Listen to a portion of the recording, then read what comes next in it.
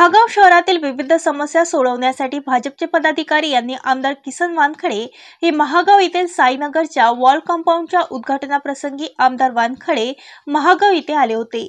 महागाव शहरात ठिकठिकाणी कचऱ्याचे ढिगारे व घाणीचे साम्राज्य असल्यामुळे पावसाळ्यात साथीचे रोग पसरत आहेत।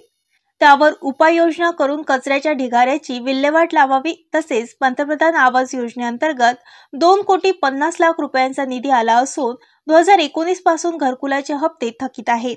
नगरपंचायतच्या हलगर्जीपणामुळे हा निधी वापस गेल्याचा आरोप या निवेदनातून केला आहे। शहरातील नाल्याची सफाई योग्य प्रमाणात झाली नसल्यामुळे तसेच वॉर्ड क्रमांक 11 मध्ये कित्येक महिन्यापासून पाणी पुरवठा योग्य प्रमाणात होत नसल्याचेही या निवेदनात म्हटले आहे।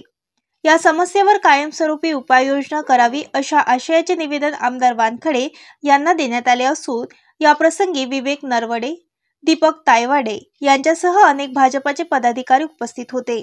महाराष्ट्र न्यूज लाईव्ह मुंबईसाठी ज्ञानेश्वर चव्हाणसह cameraman Gopal Chavan, Mahagaon, Yavatmal. Maharashtra news live साठी ज्ञानेश्वर चव्हाणसह कॅमेरामॅन गोपाल चव्हाण, महागाव, यवतमाळ।